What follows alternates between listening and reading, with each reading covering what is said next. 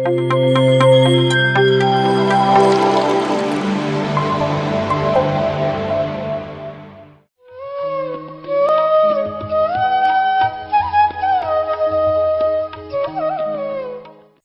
ನಮಸ್ಕಾರ. ನನ್ನ ಆತ್ಮಗುರುಗಳಾದ ಬ್ರಹ್ಮರ್ಷಿ ಪಿತಾಮಹ ಸುಭಾಷ್ ಪತ್ರಿಜಿಯವರಿಗೆ, ನನಗೆ ಜನ್ಮ ಕೊಟ್ಟ ನನ್ನ ತಂದೆ ತಾಯಿಯರಿಗೆ ಕೃತಜ್ಞತಾಪೂರ್ವಕವಾದ ವಂದನೆಗಳನ್ನು ಸಲ್ಲಿಸ್ತಾ, ಈ ದಿನ ಪತ್ರಿಜಿಯವರೊಂದಿಗೆ ನನ್ನ ಆಧ್ಯಾತ್ಮಿಕ ಪಯಣ ಕುರಿತು ಕೆಲವು ಅನುಭವಗಳನ್ನು ತಿಳಿಸೋಕ್ಕೆ ಇಷ್ಟಪಡ್ತೀನಿ. ಎಲ್ಲ ಕುಟುಂಬಗಳಲ್ಲೂ ಒಂದಲ್ಲ ಒಂದು ತೊಂದರೆ ಇದ್ದೇ ಇರುತ್ತೆ. ಎಲ್ಲಕ್ಕೂ ದುಡ್ಡೇ ಪರಿಹಾರ ಅಲ್ಲ ಅನ್ನೋಕ್ಕೆ ನಾನು ಕೂಡ ಒಂದು ಉದಾಹರಣೆ. 1989 ಇಸ್ವಿನಲ್ಲಿ ಸರ್ವಿಕಲ್ ಸ್ಪಾಂಡಿಲೈಟಿಸ್, ಲಂಬರ್ ಸ್ಪಾಂಡಿಲೈಟಿಸ್ ಎರಡೂ ಒಟ್ಟಿಗೆ ಆಗಿ ಎರಡೂ ಕೈಗಳ ಹಾಗೂ ಕಾಲುಗಳ ಸ್ವಾಧೀನ ಕಳ್ಕೊಂಡು ಯಾವ ಔಷಧೀಯ ಪದ್ಧತಿನಲ್ಲೂ ಕೂಡ ವಾಸಿಯಾಗದೇನೆ ಕೊನೆಗೆ ಕೈರೋಪ್ರ್ಯಾಕ್ಟ್ ಅಕ್ಯುಪ್ರೆಷರ್ ಚಿಕಿತ್ಸಾ ಪದ್ಧತಿ ಮೂಲಕ ನಾನು 90% ಗುಣ ಹೊಂದಿದ್ದರಿಂದ ಅಕ್ಯುಪ್ರೆಷರೂ ಸೇರಿದಂಗೆ ಬೇರೆ ಬೇರೆ ಔಷಧೇತರ ಚಿಕಿತ್ಸಾ ಪದ್ಧತಿಗಳಲ್ಲೂ ನನಗೆ ಆಸಕ್ತಿ ಮೂಡಿತು. ಅಯಸ್ಕಾಂತ ಚಿಕಿತ್ಸೆ, ವರ್ಣ ಚಿಕಿತ್ಸೆ, ಪ್ರಕೃತಿ ಚಿಕಿತ್ಸೆನೂ ಕಲ್ತ್ಕೊಂಡೆ. 1996ರಲ್ಲಿ 4 ಹಂತದ ಕಾಸ್ಮಿಕ್ ಹೀಲಿಂಗ್ ತರಬೇತಿ ಮೂಲಕ ಆಧ್ಯಾತ್ಮಕ್ಕೂ ಪರಿಚಯವಾಗಿದ್ದೆ. ಯೋಗ ಮತ್ತು twin heart meditation, ultraviolet meditation ಕಲ್ತಿದ್ದರೂ ಕೂಡ 20 ವರ್ಷಗಳಿಂದ ಮೈಗ್ರೇನ್ ತಲೆನೋವಿನಿಂದ ಕಷ್ಟಪಡ್ತಾ ಇದ್ದೆ ಹಾಗೂ 3 ಆಪರೇಷನ್ಗಳಾಗಿ ಕೀಲು ನೋವು ಹಾಗೂ ಬೆನ್ನು ನೋವಿಂದಲೂ ಬಳಲ್ತಾ ಇದ್ದೆ. 1997ರಲ್ಲಿ ಪತ್ರಿಜಿಯವರ 1 ದಿನದ ಧ್ಯಾನ ಕಾರ್ಯಾಗಾರವನ್ನು ಮೈಸೂರಿನಲ್ಲಿ ಆಯೋಜಿಸಿದ್ದ ನನ್ನ ಸ್ನೇಹಿತರು ಅದರಲ್ಲಿ ಭಾಗವಹಿಸಲೇಬೇಕು ಅಂತ ನನ್ನನ್ನು ಬಲವಂತ ಮಾಡಿದರು. ಕಲ್ತಿರೋದನ್ನೇ ಅಭ್ಯಾಸ ಮಾಡೋಕ್ಕೆ ಸಮಯ ಸಾಲ್ತಾ ಇಲ್ಲ, ಹೊಸದೇನು ಬೇಡ ಅಂತ ಅನ್ನಿಸ್ತಿದ್ದ ನನಗೆ ನನ್ನ ಸ್ನೇಹಿತರ ಬಲವಂತಕ್ಕೆ ಪತ್ರಿಜಿಯವರ 1 ದಿನದ ಕಾರ್ಯಾಗಾರವನ್ನು ಮೈಸೂರಿನಲ್ಲಿ ಒಲ್ಲದ ಮನಸ್ಸಿನಲ್ಲಿ ಭಾಗವಹಿಸಬೇಕಾಯ್ತಾದರೂ ಆ ಆನಾಪಾನಸತಿ ಧ್ಯಾನ ನನ್ನ ಜೀವನದ ದಿಕ್ಕನ್ನೇ ಬದಲಾಯಿಸಿತು. ನನಗೆ ಬಹಳ ಉಪಯೋಗ ಆಯಿತು. ಆ ಧ್ಯಾನ ಕಾರ್ಯಾಗಾರದಲ್ಲಿ ಭಾಗವಹಿಸಿದ 2 ಆದಾಯ ತೆರಿಗೆಯ ಕಮಿಷನರ್ಗಳು ಹಾಗೂ ಅವರ ಕುಟುಂಬ, ಚಂದ್ರಶೇಖರ್, ವಿಜಯ ಚಂದ್ರಶೇಖರ್, ನಾನು ಮತ್ತು ಇನ್ನಿಬ್ಬರು ಸೇರಿದಂತೆ 9 ಜನ ಧ್ಯಾನದಲ್ಲಿ ತೊಡಗಕ್ಕೆ ಒಂದೊಂದು ವಾರ ಒಬ್ಬೊಬ್ಬರು ಮನೆಯಲ್ಲಿ ಸೇರೋವಂಥ ಪರಿಪಾಠನ ಮಾಡಿಕೊಂಡ್ವಿ. ವಾಸವಿ ಶಾಲೆಯಲ್ಲಿ ಧ್ಯಾನ ಕೇಂದ್ರಕ್ಕೆ ಅವಕಾಶ ಕೊಟ್ಟರು, ಶುರು ಮಾಡಿದ್ವಿ. ಪತ್ರಿ ಸರ್ ಮಾರ್ಗದರ್ಶನದಲ್ಲಿ ಅಲ್ಲೊಂದು ಆಧ್ಯಾತ್ಮಿಕ ಗ್ರಂಥಾಲಯವನ್ನು ಕೂಡ ಪ್ರಾರಂಭಿಸಿ ಶನಿವಾರ ಮತ್ತು ಭಾನುವಾರ ಧ್ಯಾನ, ಅನುಭವ ಹಂಚಿಕೆ, ಪುಸ್ತಕಗಳ ಪರಿಚಯ ಮಾಡೋಕ್ಕೆ ಪ್ರಾರಂಭಿಸಿದ್ವಿ. ಆಗಿಂದಾಗೆ ಪತ್ರಿ ಸರ್ ಮೈಸೂರಿಗೆ ಬರೋದು, ಹೊಸಬ್ರ ಮನೆಗಳಲ್ಲಿ ಸೇರೋದು ಪ್ರಾರಂಭ ಆಯಿತು. ಸ್ವಾಧ್ಯಾಯದ ಟಾಸ್ಕ್ ಕೊಟ್ಟು ಹೋಗ್ತಾಯಿದ್ರು ಪತ್ರಿ ಸರ್ ಯಾವಾಗ ಬಂದಾಗಲೆಲ್ಲ. ಪತ್ರಿ ಸರ್ ಬಂದಾಗಲೆಲ್ಲ ತುಂಬ ಜನರನ್ನು ಧ್ಯಾನಕ್ಕೆ, ಸತ್ಸಂಗಕ್ಕೆ ಸೇರಿಸ್ತಾ ಇದ್ವಿ. ಆಗ ನನ್ನನ್ನು ವೇದಿಕೆಗೆ ಕರೆದು ಪತ್ರಿ ಸರ್ ಅವರ ಉಪನ್ಯಾಸವನ್ನು ಕನ್ನಡಕ್ಕೆ ಅನುವಾದ ಮಾಡೋಕ್ಕೆ ಹೇಳ್ತಾಯಿದ್ರು. ನಾನು ಭಯದಿಂದನೇ ಮಾಡ್ತಾಯಿದ್ದೆ. ಯಾಕೆಂದರೆ ಅವ್ರು ಏನು ಮಾತಾಡ್ತಾರೋ ಗೊತ್ತಿಲ್ಲ, ನಾನು ಆಧ್ಯಾತ್ಮಕ್ಕೆ ಹೊಸಬಳು.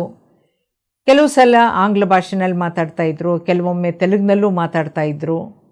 ಭಗವದ್ಗೀತೆಯ ಕೆಲವು ಸಂಸ್ಕೃತ ಶ್ಲೋಕಗಳನ್ನು ಹೇಳ್ತಾಯಿದ್ರು. ನಾನು ಸಂಸ್ಕೃತ ಕಲ್ತಿಲ್ಲದೆ ಇದ್ದಿದ್ದರಿಂದ ನನಗೆ ಆ ಶ್ಲೋಕಗಳನ್ನು ರಿಪೀಟ್ ಮಾಡೋಕ್ಕಾಗ್ತಾ ಇರಲಿಲ್ಲ. ನನ್ನ ಮಾತೃಭಾಷೆ ತೆಲುಗೇ ಆಗಿದ್ದರೂ ಕೂಡ ಅಚ್ಚ ತೆಲುಗು ನನಗೆ ಅರ್ಥ ಆಗ್ತಾ ಇರಲಿಲ್ಲ. ಭಯ ಆಗದೆ ಇನ್ನೇನಾಗುತ್ತಲ್ವ, ಆ ಭಯದಲ್ಲೇ ಸರ್ ಅವರ ಭಾಷಣವನ್ನು ತರ್ಜುಮೆ ಮಾಡ್ತಾ ಹಲವಾರು ವಿಚಾರಗಳು ನನಗೆ ಅರ್ಥ ಆಗೋಕ್ಕೆ ಪ್ರಾರಂಭ ಆಯಿತು. ಆ ಪ್ರಯತ್ನದಲ್ಲೇ ಆಧ್ಯಾತ್ಮದಲ್ಲಿ ನನಗೆ ಇನ್ನೂ ಹೆಚ್ಚಿನ ಆಸಕ್ತಿ ಮೂಡಿತು.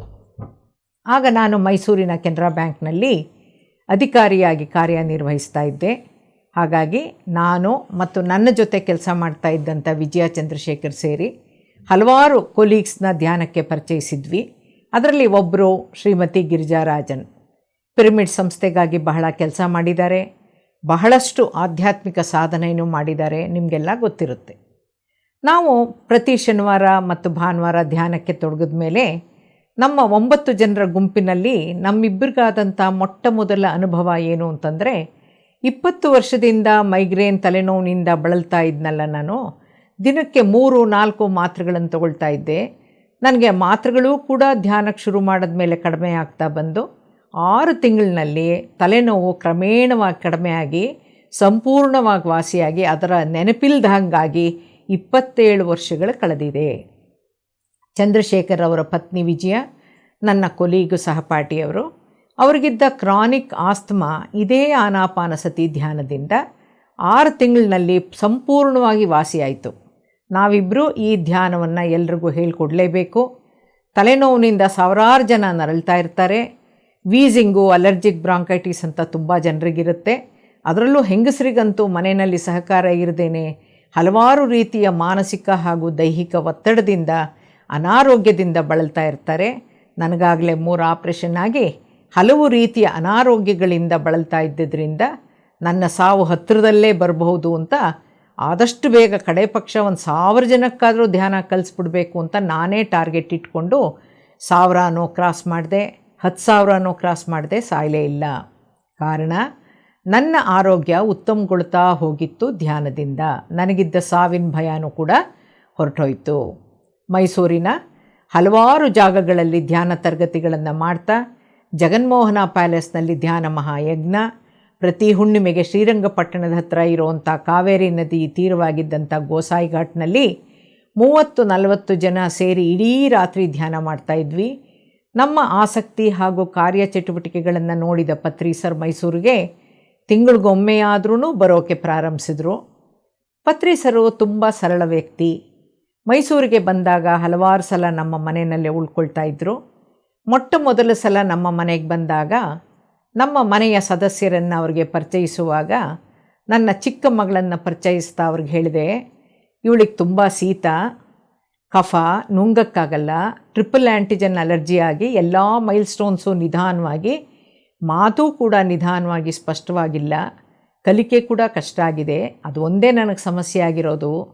ಆ ಸಮಸ್ಯೆಯ ಮುಂದೆ ನನ್ನ ಅನಾರೋಗ್ಯ ಪರವಾಗಿಲ್ಲ ಅಂತ ಅನಿಸುತ್ತೆ ಅಂತ ಅಂದಾಗ ಪತ್ರಿ ಸರು ತಕ್ಷಣವೇ ಹೇಳಿದ್ರು, ಅವಳಿಗೆ ನಿನಗಿಂತ ಅಧ್ಯಾತ್ಮ ಗೊತ್ತಿದೆ.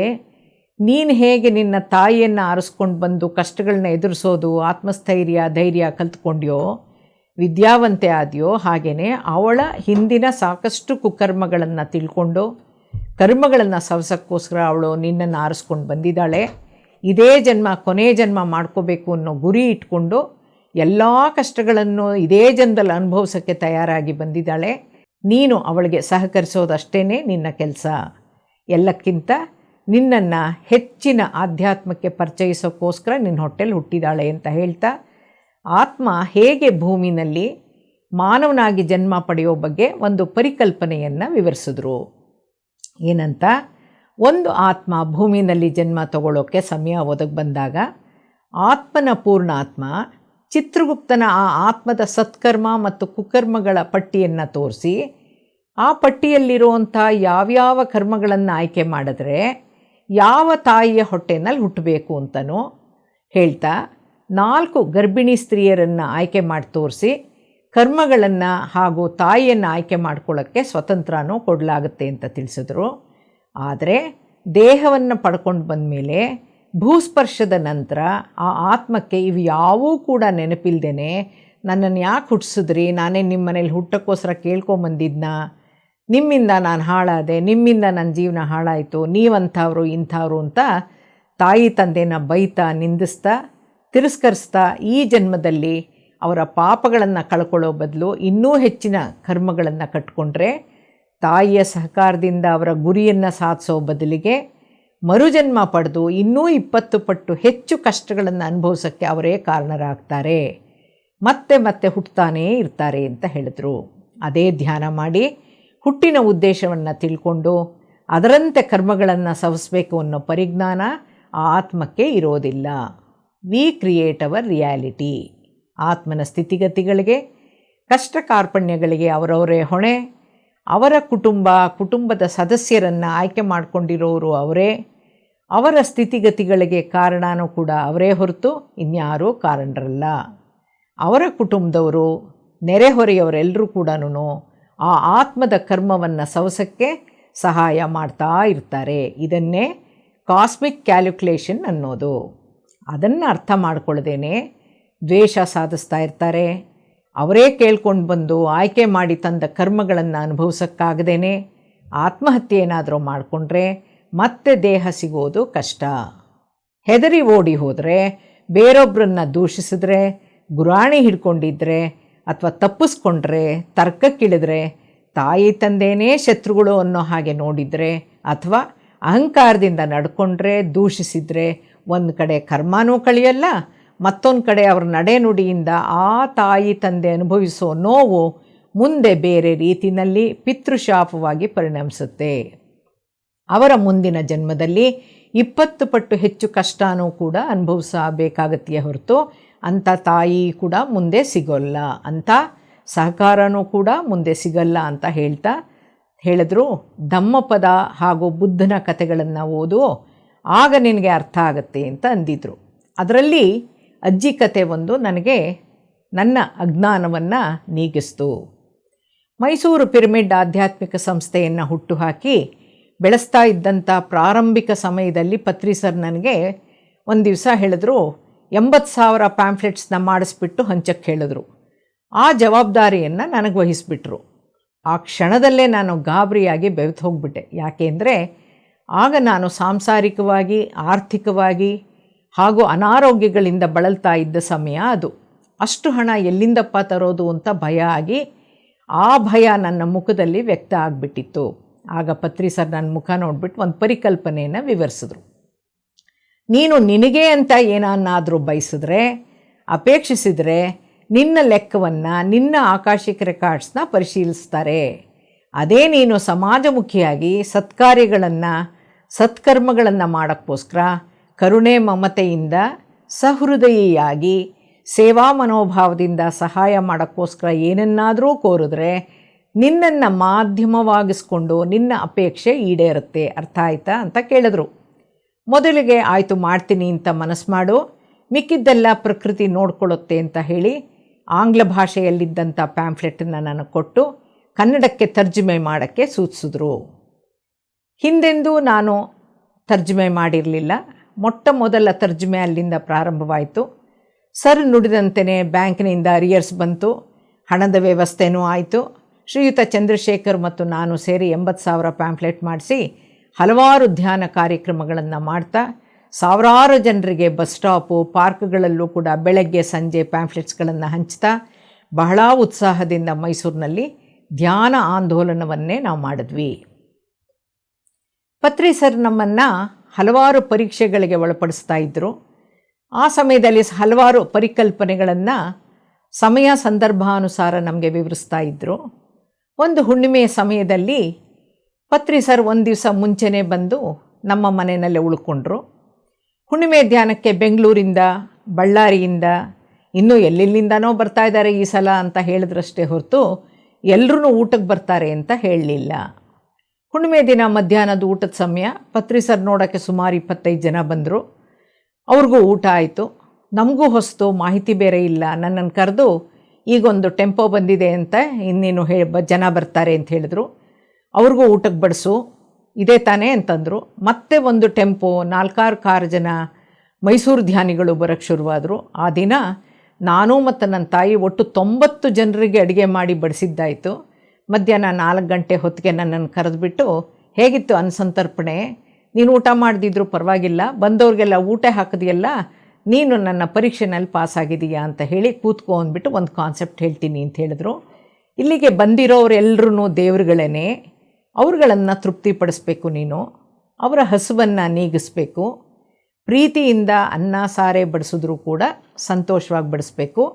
ಅವರೇ ತಿಂದಿದ್ದರೂ ಕೂಡ ತೃಪ್ತಿಯಾಗಿರೋದು ಮಾತ್ರ ಅವರ ಆತ್ಮಕ್ಕೆ. ಮುಂದಿನ ಸಲ 150 ಜನ ಬರ್ಬೋದು, ನನಗೆ ಗೊತ್ತಿಲ್ಲ, ನಾನು ಮುಂಚೆನೇ ತಿಳಿಸೋಕ್ಕಾಗಲ್ಲ, ನೀನು ರೆಡಿನಾ ಅಂತ ಕೇಳಿದ್ರು. ನಾನು ಓಕೆ ಅಂತಂದೆ.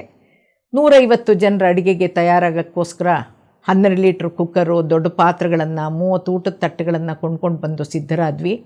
ಅವೆಲ್ಲ ಬಹಳಷ್ಟು ಸಾರಿ ಉಪಯೋಗಕ್ಕೆ ಬಂದು, ಕೆಲಸಕ್ಕೂ ಬಂತು, ಈಗಲೂ ಬರ್ತಾಯಿದೆ.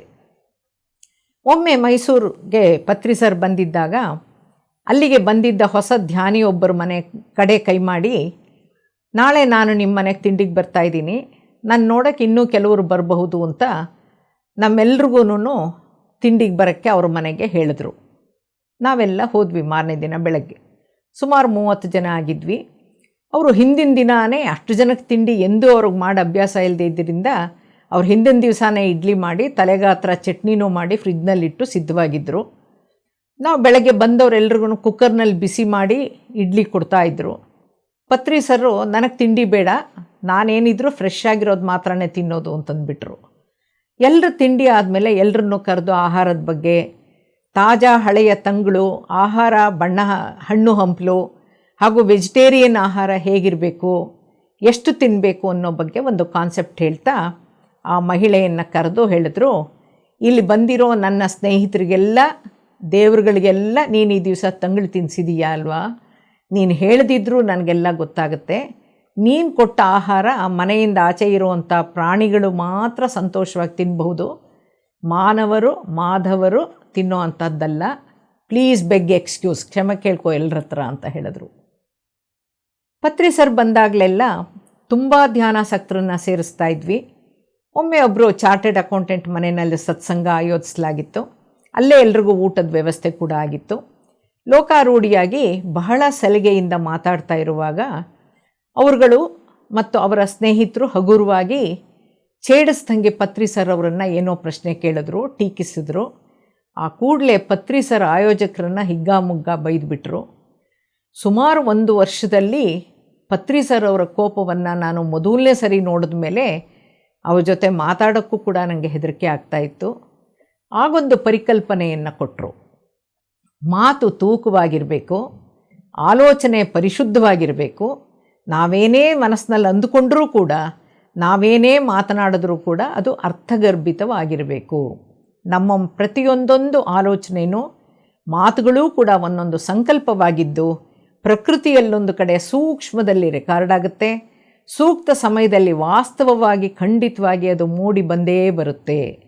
ಪ್ರತಿ ಕ್ಷಣ ಎಚ್ಚರ ವಹಿಸಿ ಆಲೋಚಿಸಬೇಕು, ನುಡಿಬೇಕು ಅಂತ ಹೇಳ್ತಾ ಮುಂದೆ ಯಾವಾಗಲಾದರೂ ವಾಕ್ಕ್ಷೇತ್ರದ ಬಗ್ಗೆ ಹೇಳ್ತೀನಿ ಅಂತಂದಿದ್ರು. ಮತ್ತೊಮ್ಮೆ ಮೈಸೂರಿಗೆ ಬಂದಾಗ ವಾಕ್ಕ್ಷೇತ್ರದ ಬಗ್ಗೆನೂ ತಿಳಿಸಿದ್ರು. ಈ ಮಾತು ನುಡಿ ಅಂತಂದಾಗ ಒಂದು ನೈಜ ಘಟನೆ ನನಗೆ ನೆನಪಿಗೆ ಬರ್ತಾಯಿದೆ. ಚಂದ್ರಶೇಖರ್ ಅವರ ಪತ್ನಿ ವಿಜಯ ಅನ್ನೋರು ನನ್ನ ಸಹಪಾಠಿಯಾಗಿದ್ದವರು ಅಂತ ಹೇಳಿದ್ದೆ. ಹೆಚ್ಚಿನ ಸತ್ಸಂಗಗಳು ವಿಜಯ ಚಂದ್ರಶೇಖರ್ ಅವ್ರ ಮನೆಯಲ್ಲೇ ನಡೀತಾ ಇತ್ತು. ಧ್ಯಾನಕ್ಕಾಗೇ ಅವರ ಮನೆ ಮೇಲೆ ಮೊಟ್ಟ ಮೊದಲ ಪಿರಮಿಡ್ ಕಟ್ಟಿಸಿ ಧ್ಯಾನಿಗಳಿಗೆ ಪಿರಮಿಡ್ ಧ್ಯಾನಕ್ಕೆ ಅವಕಾಶ ಮಾಡಿದರು. ಒಂದಿನ ವಿಜಯ ಅವರು ಮತ್ತೊಬ್ಬ ಧ್ಯಾನಿ ಮನೆಗೆ ಹೋಗಿದ್ದಾಗ ಅವರೇ ಬಾಯ್ಬಿಟ್ಟು ಕೇಳಿಬಿಟ್ಟು ಸೆಕೆಂಡ್ ಕಪ್ ಆಫ್ ಕಾಫಿ, 2ನೇ ಕಪ್ ಕಾಫಿನ ಈಸ್ಕೊಂಡು ಕುಡಿಯೋಕ್ಕೆ ಮುಂಚೆ ಕೈಲಿಟ್ಕೊಂಡು ಹೇಳಿದ್ರು, ಇದು ನನ್ನ ಲಾಸ್ಟ್ ಕಾಫಿ ಅಂತ 2 ಸಲ ಹೀಗೆ ತೋರಿಸಿ ಹೇಳಿಬಿಟ್ಟು ಹೊರಟವರು ಆ ದಿನ ಮನೆಗೆ ಹಿಂತಿರುಗುವಾಗ ಬಸ್ ಅವರ ಮೇಲೆ ಹರಿದು ಸ್ಥಳದಲ್ಲೇ ಸಾವನ್ನಪ್ಪಿದ್ರವರು. ಪವಾಡ ಸದೃಶವಾಗಿ ಅವ್ರ ದೇಹದಿಂದ ಒಂದು ತೊಟ್ಟು ಕೂಡ ರಕ್ತ ಬಂದಿರಲಿಲ್ಲ. ಮುಖ ಶಾಂತವಾಗಿತ್ತು. ಶ್ರೀಮತಿ ವಿಜಯಾರವರು ದೇಹತ್ಯಾಗ ಮಾಡಿದ ದಿನಕ್ಕೆ ಪ್ರತಿ ವರ್ಷ ಜಗನ್ಮೋಹನ ಅರಮನೆಯಲ್ಲಿ ಅವರ ಯಜಮಾನರು ಚಂದ್ರಶೇಖರು 1 ದಿನದ ಧ್ಯಾನ ಮಹಾಯಜ್ಞವನ್ನು ಪ್ರತಿ ವರ್ಷ ಆಯೋಜಿಸ್ತಾ ಇದ್ದರು. ಪತ್ರಿ ಸರ್ ಈ ಘಟನೆ ಕುರಿತು ಹೇಳಿದ್ದೇನೆಂದರೆ, ಧ್ಯಾನಿಗಳಿಗೆ ಮುಂದೆ ನಡೆಯೋದು ಗೊತ್ತಾಗುತ್ತೆ, ಧ್ಯಾನಿಗಳಾಡೋ ಮಾತು ಸತ್ಯವಾಗಿರುತ್ತೆ, ನಿಜ ಆಗಿಬಿಡುತ್ತೆ, ಸಂಕಲ್ಪವಾಗಿ ಬಿಡುತ್ತೆ, ಪ್ರಜ್ಞೆಯಿಂದ ಮಾತಾಡಬೇಕು ಅಂತ ನಮಗೆಲ್ಲ ತಿಳಿಸಿದ್ರು.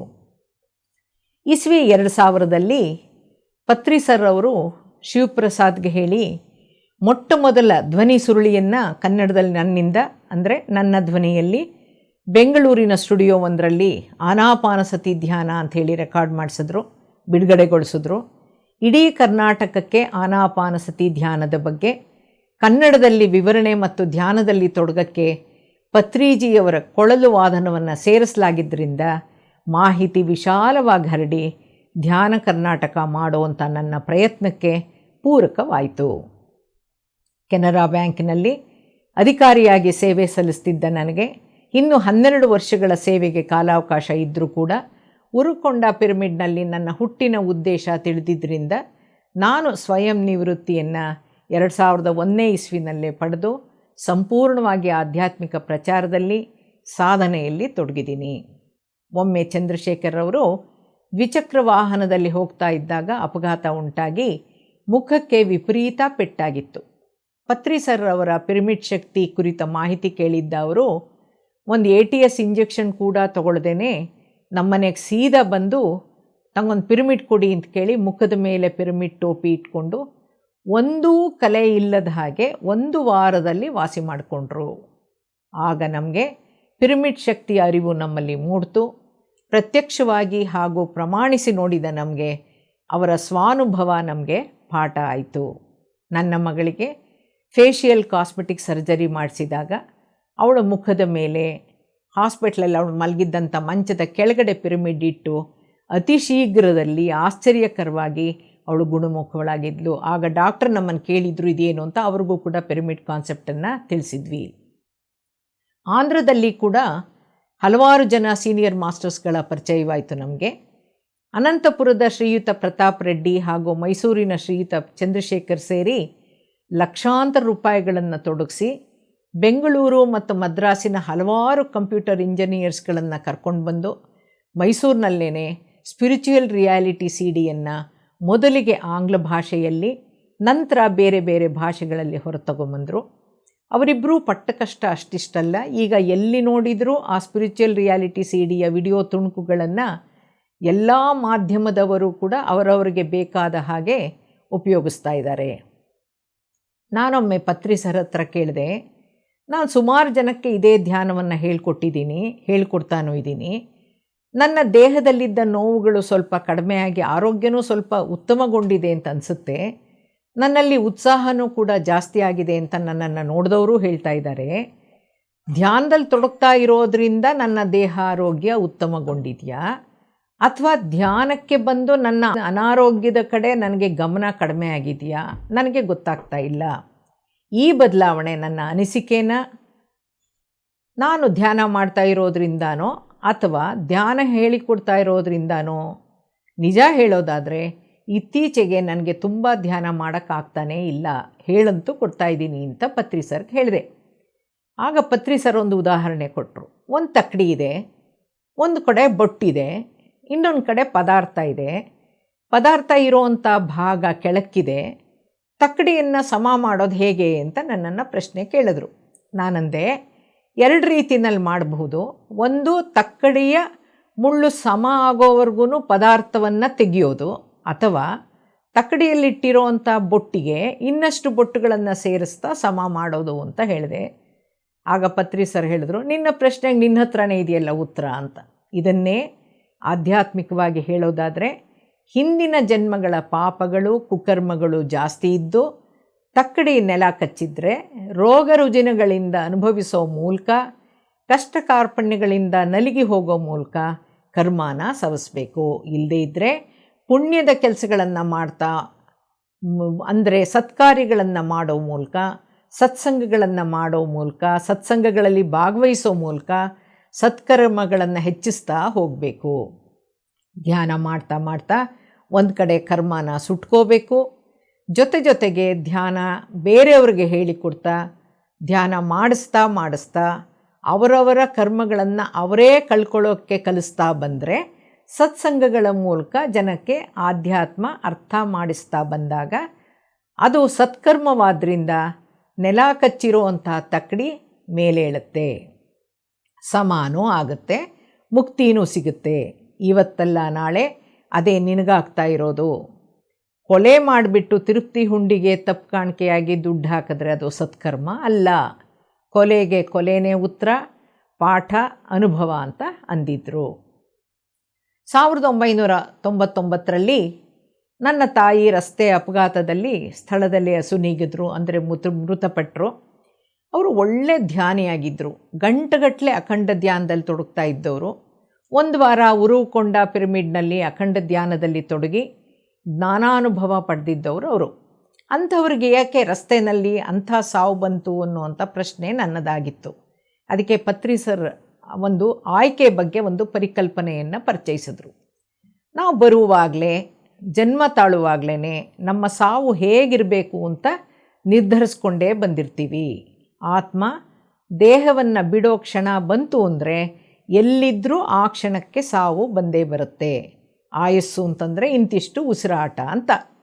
ಪ್ರಾಣಾಯಾಮಗಳಿಂದ ಉಸಿರಾಟವನ್ನು ದೀರ್ಘಗೊಳಿಸಿ ನಿಯಂತ್ರಿಸಿಕೊಂಡು ಆಯಸ್ಸನ್ನು ಮುಂದೂಡಬಹುದು.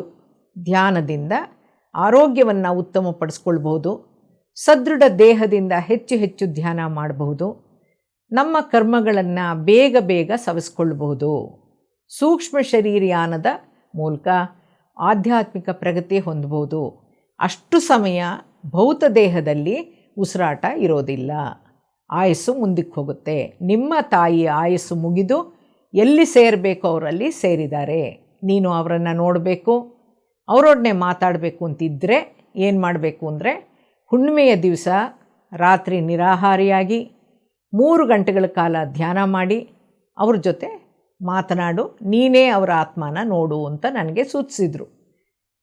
ನಾನು ಹಾಗೆಯೇ ಧ್ಯಾನದಲ್ಲಿ ತೊಡಗಿ ಅವರನ್ನು ಆ ಉನ್ನತ ಸ್ತರದಲ್ಲಿ ಆನಂದವಾಗಿರೋದನ್ನು ನೋಡೋಕ್ಕೆ ಸಾಧ್ಯ ಆಗಿ ನನ್ನ ಪ್ರಶ್ನೆಗೆ ಉತ್ತರ ಸಿಕ್ತು. ನನಗೆ ಡಿಸೆಂಬರ್ 1999ರಲ್ಲಿ ಶಿವಮೊಗ್ಗಕ್ಕೆ ವರ್ಗ ಆಯಿತು. ಹೋದೆ. 2000ರಲ್ಲಿ ನಮ್ಮ ಮನೆಯನ್ನೇ ಪಿರಮಿಡ್ ಧ್ಯಾನ ಕೇಂದ್ರವನ್ನಾಗಿಸ್ದೆ. 5,000 ಪ್ಯಾಂಫ್ಲೆಟ್ಸ್ ಮಾಡಿಸಿ ವಿನೋಬಾ ನಗರದ ಮನೆಗೂ ಹೋಗಿ ಹಂಚಿ ಎಲ್ಲರನ್ನೂ ಸ್ವಾಗತಿಸಿದೆ. ಶಿವಮೊಗ್ಗದಲ್ಲೇ ವಿವಿಧ 8 ಬಡಾವಣೆಗಳಲ್ಲಿ ಧ್ಯಾನ ಕೇಂದ್ರಗಳನ್ನು ಪ್ರಾರಂಭಿಸಿದೆ. ಪ್ರತಿನಿತ್ಯ ಒಂದೊಂದು ಧ್ಯಾನ ಕೇಂದ್ರದಲ್ಲಿ ಆಧ್ಯಾತ್ಮಿಕ ಉಪನ್ಯಾಸವನ್ನು ನೀಡೋಕ್ಕೆ ಪ್ರಾರಂಭಿಸಿದೆ. ವಿದ್ಯಾರ್ಥಿಗಳಿಗಾಗಿ ಬೇರೆ ಪ್ಯಾಂಫ್ಲೆಟ್ ಮಾಡಿಸಿದೆ. ಏಕಾಗ್ರತೆ ಮತ್ತು ನೆನಪಿನ ಶಕ್ತಿ ಹೆಸರಿನಲ್ಲಿ ಶಾಲೆಗಳಿಗೆ ಹೋಗಿ ನನ್ನ ಪರಿಚಯ ಕೊಟ್ಟು ಉಚಿತ ಉಪನ್ಯಾಸಗಳನ್ನು ಮಾಡ್ತಾ ವಿದ್ಯಾರ್ಥಿಗಳಿಗೆ ಧ್ಯಾನ ಪರಿಚಯಿಸಿದೆ. ವಿದ್ಯಾರ್ಥಿಗಳಿಗಾಗಿ ಪ್ರತಿ ಶನಿವಾರ ಉಚಿತ ಉಪನ್ಯಾಸ ನಮ್ಮ ಮನೆಯ ಹಾಗೂ ಪ್ರತಿ ಧ್ಯಾನ ಕೇಂದ್ರದ ತಾರಸಿಯ ಮೇಲೆ ಮಾಡ್ತಾ ಇದ್ದೆ. ಪ್ರತಿ ಭಾನುವಾರ ವಿದ್ಯಾರ್ಥಿಗಳಿಗೆ ತರಬೇತಿಗಳನ್ನು ನೀಡ್ತಾ ಇದ್ದೆ. ಮನೋಶಕ್ತಿ ಬಗ್ಗೆ ತಿಳ್ಕೋಬೇಕು ಅಂತ ಅಂತಾರಾಷ್ಟ್ರೀಯ ಸಿಲ್ವಾ 2000 ಸಂಸ್ಥೆಯಿಂದ ಮನೋಶಕ್ತಿನಲ್ಲಿ ಪದವಿ ಪಡ್ಕೊಂಡೆ. ಮೆದುಳು ಮತ್ತು ಮನೋಶಕ್ತಿ ಕುರಿತು ಇನ್ನೂ ಹೆಚ್ಚು ವಿಚಾರಗಳನ್ನು, ಆಧ್ಯಾತ್ಮಿಕ ಅತೀಂದ್ರಿಯ ಅನುಭವಗಳ ಬಗ್ಗೆ ತಿಳಿಯೋಕ್ಕೆ ಸಾಧ್ಯ ಆಯಿತು. ಆಗಸ್ಟ್ 5ನೇ ತಾರೀಕು 2001 ಇಸ್ವಿನಲ್ಲಿ ಶಿವಮೊಗ್ಗದಲ್ಲಿ ಪತ್ರಿಜಿಯವರ ಸಾರಥ್ಯದಲ್ಲಿ ಧ್ಯಾನ ಮಹಾಯಜ್ಞವನ್ನು ಮಾಡಿದ್ವಿ. 1000ಕ್ಕೂ ಹೆಚ್ಚು ಜನ ಭಾಗವಹಿಸಿದ್ರು. ಬ್ರಹ್ಮರ್ಷಿ ಪ್ರೇಮ್ನಾಥ್ ಕೂಡ ಬಂದಿದ್ದರು. ಧ್ಯಾನ ಸಾಧನೆಗಾಗಿ ಹಾಗೂ ಆಧ್ಯಾತ್ಮಿಕ ಪ್ರಚಾರಕ್ಕಾಗಿ ಅಖಿಲ ಭಾರತ ಪಿರಮಿಡ್ ಆಧ್ಯಾತ್ಮಿಕ ಸಂಸ್ಥೆಯಿಂದ 2001ರಲ್ಲಿ pyramid master of the year ಅಂತನೂ, 2002ರಲ್ಲಿ ಧ್ಯಾನ ವಿದ್ವನ್ಮಣಿ ಅಂತನೂ 2 ಪ್ರಶಸ್ತಿಗಳನ್ನು ಪತ್ರಿ ಸರ್ ನನಗೆ ಕೊಟ್ಟಿದ್ದಾರೆ. 2002ರಲ್ಲಿ ಬೆಂಗಳೂರಿನಲ್ಲಿ ಸಂಬಂಧಿಕರ ಮದುವೆ ಮುಗಿಸ್ಕೊಂಡು ಶಿವಮೊಗ್ಗಕ್ಕೆ ಹಿಂತಿರುಗಿದಾಗ, ಶಿವಮೊಗ್ಗದಲ್ಲಿ ತರಕಾರಿ ಕೊಳ್ಳಕ್ಕೆ ಅಂತ ಕಾರನ್ನು ನಿಲ್ಲಿಸಿದಾಗ ಮದುವೆಯಲ್ಲಿ ಧರಿಸೋಕ್ಕೆ ತೊಗೊಂಡು ಹೋಗಿದ್ದಂಥ ಹಾಗೂ ನನ್ನ ಬಂಗಾರದ ಒಡವೆ ಇದ್ದಂಥ ವ್ಯಾನಿಟಿ ಬ್ಯಾಗ್ ಕಳವಾಗೋಯ್ತು. ಮನೆಗೆ ಹೋದ ಮೇಲೆ ನಮಗೆ ಗೊತ್ತಾಗಿರೋದು, ಧ್ಯಾನಿಯಾಗಿದ್ದ ನನಗೆ ಗಾಬರಿ ಆಗಲೇ ಇಲ್ಲ. ಧ್ಯಾನದಲ್ಲಿ ತೊಡಗಿ ಆ ಒಡವೆಗಳು ಕ್ಷೇಮವಾಗಿರೋ ಹಾಗೆ ಸಂಕಲ್ಪಗಳನ್ನು ಮಾಡಿದೆ. ರಾತ್ರಿ ಧ್ಯಾನದಲ್ಲಿ ಕೂತ್ಕೊಂಡಾಗ ಆ ಒಡವೆಗಳು ಸಿಗೋ ಬಗ್ಗೆ ನನಗೊಂದು ವಿಡಿಯೋ ನನ್ನ ದಿವ್ಯ ಚಕ್ಷುವಿಗೆ ಗೋಚರಿಸಿ, ಅಂತೆಯೇ ಹಾಗೆಯೇ ನನಗೆ ನಮ್ಮ ಎಲ್ಲ ಒಡವೆಗಳು ವ್ಯಾನಿಟಿ ಬ್ಯಾಗ್ ಪೂರ್ತಿ ಸಿಕ್ತು. ಕಳ್ಳ ಆ ಬ್ಯಾಗನ್ನು ಬೆಂಗಳೂರಿನ ಟೆಲಿಫೋನ್ ಬೂತ್ನಲ್ಲಿ ಬಿಟ್ಟು ಹೋಗಿದ್ದ. ಆ ಚೀಲದಲ್ಲಿದ್ದ ನನ್ನ ಚೆಕ್ ಬುಕ್ ಹಾಳೆಯ ಮೇಲಿದ್ದಂಥ ನಂಬರನ್ನು ನಾನು ಶಿವಮೊಗ್ಗದ ಟೆಲಿಫೋನ್ ಬೂತ್ನಿಂದಾನೇ ಓದಿ ಹೇಳಿ ಆ ಬ್ಯಾಗ್ ನನ್ನದು ಅಂತ ಪ್ರೂವ್ ಮಾಡಿ ಬೂತ್ ಓನರಿಂದ ನನ್ನ ಬ್ಯಾಗನ್ನು ಹಿಂಪಡೆಯೋಕ್ಕೆ ಸಾಧ್ಯವಾಗಿದ್ದಂತೂ ನನ್ನ ಅತ್ಯದ್ಭುತ ಆಧ್ಯಾತ್ಮಿಕ ಅನುಭವ. ಪತ್ರಿ ಸರಿಂದ ನನ್ನಲ್ಲಾದ ಅತ್ಯುತ್ತಮ ಬೆಳವಣಿಗೆಯ ಅನುಭವವನ್ನು ಇಲ್ಲಿ ಹೇಳಲೇಬೇಕು. ಅವರ ಉಪನ್ಯಾಸವನ್ನು ಕನ್ನಡಕ್ಕೆ ತರ್ಜುಮೆ ಮಾಡೋಕ್ಕೆ ನನ್ನನ್ನು ಹೊಸಪೇಟೆಗೆ ಕರೆದಿದ್ದರು. ವೇದಿಕೆಯಲ್ಲಿ ನನ್ನ ಭಾಷಾಂತರಕ್ಕೆ ಮೆಚ್ಚುಗೆ ವ್ಯಕ್ತಪಡಿಸ್ತಾ ಶಭಾಸ್ ಅಂತ ಕೂಡ ಅಂದಿದ್ರು. ನನಗೂ ಖುಷಿಯಾಗಿತ್ತು. ಕಾರ್ಯಕ್ರಮದ ನಂತರ ವೇದಿಕೆಯಲ್ಲಿ ಪೂಜೆಗೆ ಸಂಬಂಧಿಸಿದಂಗೆ ನಾನೊಂದು ಪ್ರಶ್ನೆಯನ್ನು ಪತ್ರಿ ಸರ್ನ ಕೇಳಿದ ತಕ್ಷಣ ವೇದಿಕೆ ಮೇಲೇ ಅವ್ರಿಗೆ ಕೋಪವನ್ನು ನನ್ನ ಕೆನ್ನೆಗೆ ಹೊಡೆದ್ಬಿಟ್ರು. ನನಗೆ ಶಾಕ್ ಆಗೋಯ್ತು. ಈಗ ತಾನೇ ಶಭಾಷ್ ಅಂದಿದ್ದಾರೆ, ಈಗಾಗಲೇ ಹೊಡೆದ್ಬಿಟ್ರಲ್ಲ ಅಂತ. ನನಗೆ ತುಂಬ ಅಳು ಬಂದುಬಿಡ್ತು. ನಾನು ಆ ದಿನ ರಾತ್ರಿನೇ ಶಿವಮೊಗ್ಗಕ್ಕೆ ಹೊಸಪೇಟೆಯಿಂದ ವಾಪಸ್ ಪ್ರಯಾಣಿಸಬೇಕಾಗಿತ್ತು. ಅಳುತ್ತಾನೆ ಒಂದಿಷ್ಟು ಊಟ ಮಾಡಿಕೊಂಡೆ. ಇನ್ನೇನು ಹೊರಡೋ ಹೊತ್ತಿಗೆ ಪತ್ರಿ ಸರ್ ನನ್ನ ಹತ್ರ ಬಂದುಬಿಟ್ಟು ಹೇಳಿದ್ರು, ನೀನು ಇನ್ನೂ ಅಳ್ತಾ ಇದೀಯಾ? ಅಳು ಅಳು. Do you know why I slapped you? From today you are open to the cosmos. You can get connected to the masters and converse. I am giving you a task ಅಂತ ಹೇಳಿಬಿಟ್ಟು, ಅಂದರೆ ನಾಳೆ ನೀನು ಶಿವಮೊಗ್ಗಕ್ಕೆ ಹೋದ ಮೇಲೆ ರಾತ್ರಿ ಇಡೀ ಧ್ಯಾನ ಮಾಡಿ ಪೂಜೆಗೂ ಧ್ಯಾನಕ್ಕೂ ಇರೋ ವ್ಯತ್ಯಾಸಗಳನ್ನು ತಿಳ್ಕೊಂಡು 2 ದಿನಗಳಲ್ಲಿ ನನಗೆ ತಿಳಿಸ್ಬೇಕು. ಇದು ನಿನ್ನಿಂದ ಸಾಧ್ಯ. ನೀನು ಈ ಕುರಿತು ಒಂದು ಲೇಖನವನ್ನು ತಯಾರು ಮಾಡು ಅಂತ ಶೇಕ್ ಹ್ಯಾಂಡ್ ಕೊಟ್ಟು ನನ್ನ ಬೆನ್ನು ತಟ್ಟಿ ಬೀಳ್ಕೊಟ್ರು. ಅವ್ರು ಕೊಟ್ಟ ಟಾಸ್ಕನ್ನು ಶ್ರದ್ಧೆಯಿಂದ ಮಾಡಿ ಅವ್ರಿಗೊಪ್ಪಿಸ್ದೆ. ಧ್ಯಾನದಲ್ಲಿ ನನಗೆ ಮೂಡಿ ಬಂದ 25 ವ್ಯತ್ಯಾಸಗಳು ಸೇರಿದಂತೆ ಪತ್ರಿ ಸರ್ ಅವರ ಉಪನ್ಯಾಸಗಳ ಮೂಲಕ, ಸ್ವಾಧ್ಯಾಯದ ಮೂಲಕ ನಾನು ಸಂಗ್ರಹಿಸಿರುವಂತಹ ಒಟ್ಟು 67 ಉಪನ್ಯಾಸಗಳನ್ನು ನನ್ನ ಧ್ಯಾನಾಮೃತ ಸಂಚಿಕೆಯಲ್ಲಿ ಪ್ರಕಟಿಸಿ ಧ್ಯಾನ ಮಹಾಯಜ್ಞದ ಸಂದರ್ಭದಲ್ಲಿ ಪತ್ರಿ ಸರ್ ಕೈಯಿಂದ ಬಿಡುಗಡೆ ಕೂಡ ಮಾಡಿಸಲಾಯಿತು. ಯೂಟ್ಯೂಬ್ನಲ್ಲೂ ಕೂಡ ಉಪಾಸನೆಗೂ ವಿಪಸನಕ್ಕೂ ಇರೋ ವ್ಯತ್ಯಾಸ ಅನ್ನೋ ಶೀರ್ಷಿಕೆ ಅಡಿಯಲ್ಲಿ ಇದು ಲಭ್ಯ ಇದೆ. 2001ರವರೆಗೂ ಧ್ಯಾನ ಪ್ರಚಾರ ಕಾರ್ಯದಲ್ಲಿ ತೊಡಗಿದ್ದ ನನಗೆ ನನ್ನ 4ನೇ ಆಪರೇಷನ್ ಬಗ್ಗೆ ಯಾವ ಚಿಂತನೆಯೂ ಬರಲೇ ಇಲ್ಲ. ಗರ್ಭಕೋಶ ಜಾರಿದ್ದು ಹಾಗೇ ಇದ್ದರೂ ಕೂಡ ನನಗೇನೂ ಸಮಸ್ಯೆಯೇ ಅಂತ ಅನಿಸಿರಲಿಲ್ಲ. ಬ್ಲೀಡಿಂಗ್ ನಿಂತಿತ್ತು. ಆದರೆ 2002ರಲ್ಲಿ ನನ್ನ ಆರೋಗ್ಯ ಕ್ಷೀಣಿಸಿ ಗರ್ಭಕೋಶದ ಸಮಸ್ಯೆ ಹೆಚ್ಚಾಗಿ ಬಯಾಪ್ಸಿ ಪಾಪ್ಸ್ಮಿಯರ್ ಟೆಸ್ಟ್ ಮಾಡಿಸಿ 15 ದಿನದ ಒಳಗೇ ಆಪರೇಷನ್ ಮಾಡಲೇಬೇಕು ಅಂತ ವೈದ್ಯರು ನಿರ್ಧರಿಸಿದರು. ಶಸ್ತ್ರಚಿಕಿತ್ಸೆಗೆ ಮುಂದಾಗಲೇಬೇಕಾದಂಥ ಪರಿಸ್ಥಿತಿ ಬಂತು. 2nd and 3rd operation opinion ತಗೊಂಡಾಗ ಆಪರೇಷನ್ ಕಾಂಪ್ಲಿಕೇಟೆಡ್ ಅಂತಲೂ 3 ಪರಿಣಿತರ ಉಪಸ್ಥಿತಿಯಲ್ಲಿ ಶಸ್ತ್ರಚಿಕಿತ್ಸೆ ನಡಿಬೇಕು ಅಂತಲೂ ತೀರ್ಮಾನಿಸಿ ಆ ದಿನ ಕೂಡ ನಿಗದಿಯಾಯಿತು. 2 ಬಾಟಲ್ ರಕ್ತಕ್ಕೂ ಕೂಡ ವ್ಯವಸ್ಥೆ ಆಯಿತು. ಆಗ ನನ್ನ ವಯಸ್ಸು 49. 1997ರಲ್ಲಿ ಮೊಟ್ಟ ಮೊದಲ ಬಾರಿಗೆ ಆ ಒಂದು ದಿನದ ಕಾರ್ಯಾಗಾರದಲ್ಲಿ ಪತ್ರಿ ಸಾರ್ಗೆ ನಾನು ಕೇಳಿದ್ದ ಪ್ರಶ್ನೆ ನೆನಪಾಯಿತು. ಏನಂತ ಕೇಳಿದ್ದೆ ಪ್ರಶ್ನೆ? ನಿಮ್ಮ ಧ್ಯಾನದಲ್ಲಿ ನನಗಿರೋ ಫಿಸಿಕಲ್ ಪ್ರಾಬ್ಲಮ್ ಸರಿ ಹೋಗುತ್ತಾ ಅಂತ ಕೇಳಿದ್ದೆ. ಧ್ಯಾನಕ್ಕೆ ಬಂದಮೇಲೆ ಅದ್ರ ಬಗ್ಗೆ ಮರ್ತೋಗ್ಬಿಟ್ಟಿತ್ತು. ಈಗಾಗಲೇ 4 ವರ್ಷದಿಂದ ಧ್ಯಾನ ಮಾಡಿದ್ರೂ ಕೂಡ ಶಸ್ತ್ರಚಿಕಿತ್ಸೆ ತಪ್ಪಿಸ್ಕೊಳ್ಳೋಕ್ಕಾಗಲಿಲ್ವಲ್ಲ ಅಂತ ಯೋಚಿಸ್ತಾ ಶಸ್ತ್ರಚಿಕಿತ್ಸೆಗೋಸ್ಕರ ರಜಾನೂ ಹಾಕಿಬಿಟ್ಟು ಮನೆಯಲ್ಲಿದ್ದೆ. ನನ್ನ ಮನಸ್ಸಿನ ಮಾತು, ಚಿಂತೆ ಪತ್ರಿ ಸರ್ಗೆ ಟೆಲಿಪತಿ ಮೂಲಕ ಹೋಯ್ತೇನೋ.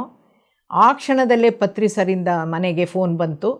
ಬೇರೆ ಯಾವ ಮಾತು ಇಲ್ಲದೇನೆ ಪತ್ರಿ ಸರ್ ಹೇಳಿದ್ರು, who are you to get rid of any organ of your body, no operation, nothing doing, daily meditate for 2 hours and channelise the cosmic energy to that part, pass suitable resolutions in deep meditative state, no operation ಅಂತ ಹೇಳಿ phone ಇಟ್ಟೇ ಬಿಟ್ಟರು. ಪತ್ರಿ ಸರ್ಗೆ 1997ರಲ್ಲಿ ನಾನು ಕೇಳಿದ್ದ ಪ್ರಶ್ನೆಗೆ ಉತ್ತರ ಅವರಿಂದ ಸರಿಯಾದ ಸಮಯದಲ್ಲಿ ಬಂತೇನೋ ಅಂತ ಅನ್ನಿಸ್ತು.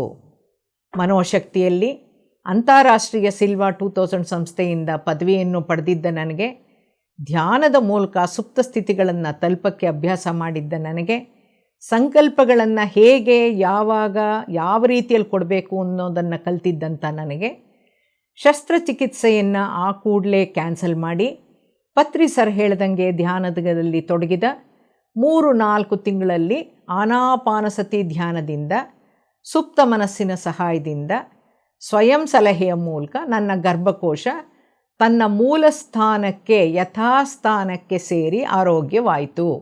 ಇಂದಿಗೂ ನನ್ನ ಗರ್ಭಕೋಶ ಆರೋಗ್ಯವಾಗಿದೆ. ನನಗೀಗ 71 ವರ್ಷ ತುಂಬಿ 72ನೇ ವಯಸ್ಸು ನಡೀತಾ ಇದೆ. ಇದುವರೆಗೂ ಮುಂದುವರೆದಿರೋವಂಥ ವಿಜ್ಞಾನಕ್ಕೆ ಇದು ಸವಾಲಲ್ಲವಾ? ಈ ನನ್ನ ಸ್ವಾನುಭವದ ನಂತರ ಪತ್ರಿ ಸರ್ ಶಿವಮೊಗ್ಗಕ್ಕೆ ಮತ್ತೆ ಬಂದಿದ್ದಾಗ ಅವರಿಗೆ ವಿಷಯ ತಿಳಿಸ್ದೆ. ಪತ್ರಿ ಸರ್ ಹೇಳಿದ್ರು, ಆಪರೇಷನ್ ಮಾಡಿಸಿ ದೇಹದ ಅಂಗಾಂಗಗಳನ್ನು ತೆಗೆದುಹಾಕಬಾರ್ದು ಅನ್ನೋ ಕಾನ್ಸೆಪ್ಟನ್ನು ವಿವರಿಸಿದ್ರು. ಈ ನನ್ನ ಅನುಭವ ಕುರಿತು ಪತ್ರಿ ಸರ್ ಹೇಳಿದರು, these types of self experiences should be shared to the whole world and prove that meditation is ultimate. Teach the techniques you used, train people to come out of such problems ಅಂತ ಹೇಳಿದ್ರು. ಅಂದಿನಿಂದ ಆನಾಪಾನಸತಿ ಧ್ಯಾನದ ಮೂಲಕ ನಾನೀಗ ಸುಪ್ತ ಮನಸ್ಸಿನ ಶಕ್ತಿ ಸಾಮರ್ಥ್ಯ, ಸ್ವಯಂ ಸಲಹೆ ಹಾಗೂ ಟೆಲಿಪತಿ ಕುರಿತ ಪ್ರಾತ್ಯಕ್ಷಿಕ ತರಬೇತಿಯನ್ನು ನೀಡ್ತಾ ಬಂದಿದ್ದೀನಿ. ಸಾವಿರಾರು ಜನಕ್ಕೆ ಈ ಸ್ವಯಂ ಸಲಹೆ ವಿಧಾನ ಪರಿಹಾರ ಮಾರ್ಗವಾಗಿ ಮೂಡಿ ಬಂದಿದ್ದು, ಎಷ್ಟೋ ಸಂಬಂಧದ ಹಾಗೂ ಮಕ್ಕಳ ಸಮಸ್ಯೆಗಳಿಗೆ ಟೆಲಿಪತಿ ಅಸ್ತ್ರವಾಗಿಟ್ಟು ಕೆಲಸ ಮಾಡ್ತಾ ಇದೆ. ಟೆಲಿಪತಿ ಕಲಿಯೋಕ್ಕೆ ಆಸಕ್ತಿ ಇರೋರು ನನ್ನನ್ನು ದೂರವಾಣಿ ಮೂಲಕ 984424242727ನಲ್ಲಿ ಸಂಪರ್ಕಿಸಬಹುದು. 2004ರಲ್ಲಿ ಏಪ್ರಿಲ್ 4ನೇ ತಾರೀಕು ಮತ್ತೊಮ್ಮೆ ಶಿವಮೊಗ್ಗದಲ್ಲಿ ಪತ್ರಿಜಿಯವರ ಸಾರಥ್ಯದಲ್ಲಿ ಧ್ಯಾನ ಮಹಾಯಜ್ಞವನ್ನು ಮಾಡಿದ್ವಿ. ಅದರಲ್ಲೂ 1000ಕ್ಕೂ ಹೆಚ್ಚು ಜನ ಭಾಗವಹಿಸಿದ್ರು.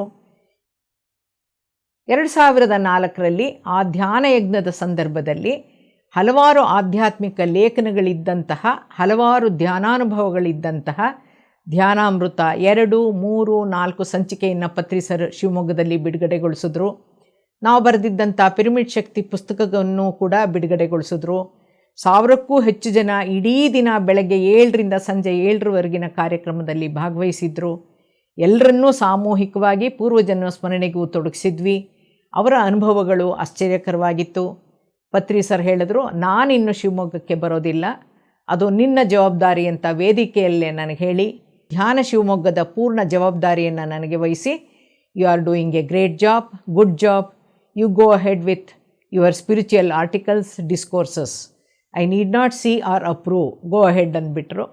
2000ರಿಂದ ಮೇ 2005ರವರೆಗೂ 800ಕ್ಕೂ ಹೆಚ್ಚು ಧ್ಯಾನ ಕಾರ್ಯಕ್ರಮಗಳನ್ನು ಶಿವಮೊಗ್ಗದಲ್ಲಿ ಮಾಡಿದ್ದೀವಿ.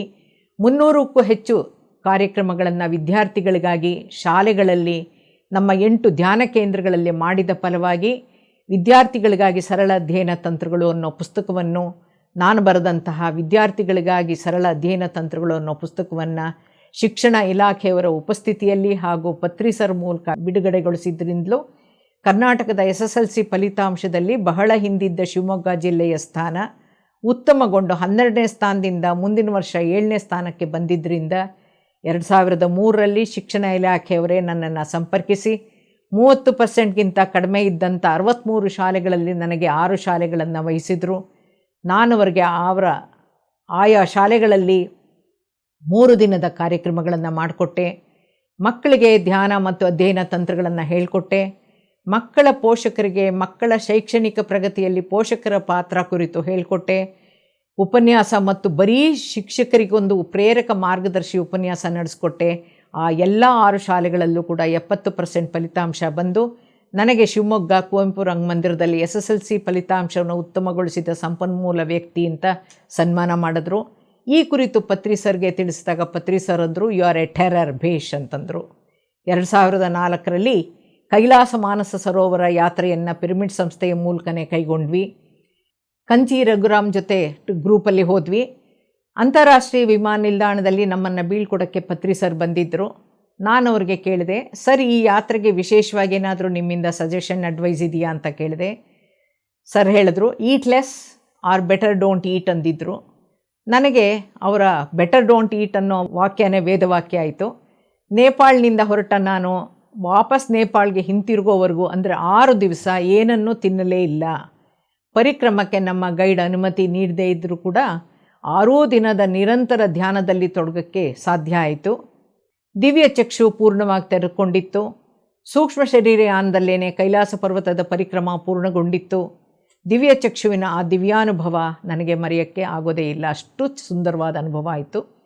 ಈ ನಿಟ್ಟಿನಲ್ಲಿ ಧ್ಯಾನಕ್ಕೆ ಪರಿಚಯವಾದ ಈ 28 ವರ್ಷಗಳಲ್ಲಿ ಬ್ರಹ್ಮರ್ಷಿ ಸುಭಾಷ್ ಪತ್ರಿಜಿಯವರಿಂದ ಅವರ ಸಾರಥ್ಯದಲ್ಲಿ 2 ಸಲ ಅಂದರೆ 2001 ಮತ್ತು 2004ರಲ್ಲಿ ಶಿವಮೊಗ್ಗದ ಕುವೆಂಪು ರಂಗಮಂದಿರದ ಧ್ಯಾನ ಮಹಾಯಜ್ಞದ ಮೂಲಕ ಸಾವಿರಾರು ಜನರಿಗೆ ಧ್ಯಾನವನ್ನು ಒಟ್ಟಿಗೆ ಕಲಿಸೋಕ್ಕೆ ಸಾಧ್ಯವಾಗಿದ್ದು, ಇದುವರೆಗೂ ಸುಮಾರು 2,500ಕ್ಕೂ ಹೆಚ್ಚು ಕಾರ್ಯಕ್ರಮಗಳ ಮೂಲಕ ಶಾಲಾ ಕಾಲೇಜುಗಳಲ್ಲಿ, ಸಂಘ ಸಂಸ್ಥೆಗಳಲ್ಲಿ, ಕರ್ನಾಟಕದ ಹಲವಾರು ಊರುಗಳಲ್ಲಿ, ಶಾಲೆಗಳಲ್ಲಿ ಸುಮಾರು 8 ಲಕ್ಷಕ್ಕೂ ಹೆಚ್ಚು ಜನಕ್ಕೆ ಉಚಿತವಾಗಿ ಧ್ಯಾನ ಕಲಿಸೋಕ್ಕೆ ಸಾಧ್ಯವಾಗಿದೆ.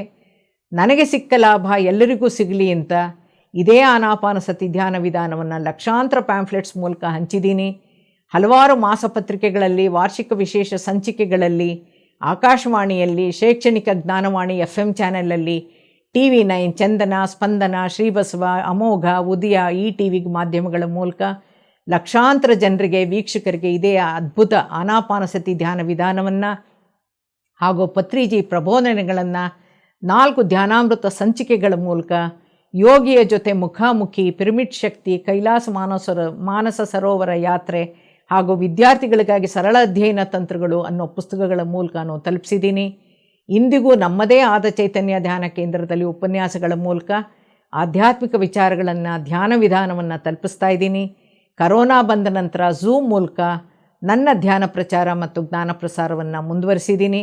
ನನಗೇ ಆಶ್ಚರ್ಯ ಅನಿಸುತ್ತೆ, ಈ ಆನಾಪಾನಸತಿ ಧ್ಯಾನದಿಂದ ಏನೆಲ್ಲ ಪರಿವರ್ತನೆಗಳು, ಬೆಳವಣಿಗೆಗಳು ನನ್ನಲ್ಲಿ ಆಗಿದೆ ಅಂತ. ಸಾವಿನ ಭಯ ದೂರ ಆಯಿತು, ನನ್ನ ಆರೋಗ್ಯ ಸುಧಾರಿಸ್ತು, 4ನೇ ಆಪರೇಷನ್ ತಪ್ಪಿ ನನ್ನ ಗರ್ಭಕೋಶ ಉಳೀತು, ನನ್ನ ಅನುಮಾನಗಳೆಲ್ಲವೂ ಪರಿಹಾರವಾಗಕ್ಕೆ, ಸ್ಪಷ್ಟವಾಗಕ್ಕೆ ಪ್ರಾರಂಭವಾಯಿತು. ನನ್ನ ಸ್ವಾನುಭವಗಳ ಮೂಲಕ ಜ್ಞಾನ ಪ್ರಾಪ್ತಿಯಾಗಕ್ಕೆ ಅರ್ಥವಾಗಕ್ಕೆ ಪ್ರಾರಂಭ ಆಯಿತು. ದಿವ್ಯ ಚಕ್ಷು ತೆರ್ಕೊಂತು. ನನ್ನ 6 ಪೂರ್ವಜನ್ಮಗಳನ್ನು ನೋಡ್ಕೊಳ್ಳೋಕ್ಕೆ ಸಾಧ್ಯ ಆಯಿತು.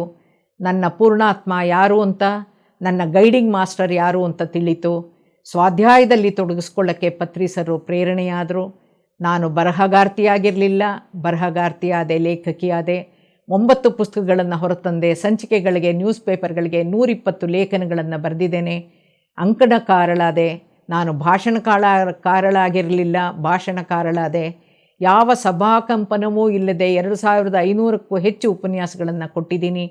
ಝೂಮ್ನಲ್ಲಿ 160ಕ್ಕೂ ಹೆಚ್ಚು ಕಾರ್ಯಕ್ರಮಗಳನ್ನು ನಡೆಸ್ಕೊಟ್ಟಿದ್ದೀನಿ. ಅವು ಯೂಟ್ಯೂಬ್ನಲ್ಲಿ ಲಭ್ಯ ಇದೆ. ನಾನು ಟ್ರಾನ್ಸ್ಲೇಟರ್ ಆಗಿರಲಿಲ್ಲ, ಭಾಷಾಂತರಕಾರಳಾಗಿರಲಿಲ್ಲ, ಈಗಾಗಿದ್ದೀನಿ. ತರ್ಜುಮೆಗಾರ್ತಿಯಾಗಿದ್ದೀನಿ. ನಾನು ಪತ್ರಿಸರನ್ನ ಕೊನೆಯದಾಗಿ ನೋಡಿದ್ದು, ಭೇಟಿಯಾಗಿದ್ದು ಶಿವಮೊಗ್ಗದಲ್ಲಿ ಡಾಕ್ಟರ್ ಗಿರಿಸ್ವಾಮಿಯವರ ಮನೆಯಲ್ಲಿ ಇಸ್ವಿ 2000ರಲ್ಲಿ. Seeing you here is a bonus to me ಅಂತ ಖುಷಿಪಟ್ಟಿದ್ದರು. ಈ ಸಂದರ್ಭದಲ್ಲಿ ನನ್ನ ಆಧ್ಯಾತ್ಮಿಕ ಮಾರ್ಗದರ್ಶಕರಾಗಿದ್ದ, ನನ್ನಲ್ಲಿ ಛಲ ಮೂಡಿಸಿದ, ಒಂದಲ್ಲ ಎರಡೇಟು ಕೊಟ್ಟು ನನ್ನಲ್ಲಿದ್ದ ಅಡೆತಡೆಗಳನ್ನು ತೆಗೆದುಹಾಕಿ ಆಧ್ಯಾತ್ಮಿಕ ಬೆಳವಣಿಗೆಗೆ ದಾರಿ ಮಾಡಿಕೊಟ್ಟ ಪತ್ರಿಸರ್ಗೆ ಕೃತಜ್ಞತಾಪೂರ್ವಕ ಧನ್ಯವಾದಗಳು ಹಾಗೂ ವಂದನೆಗಳು.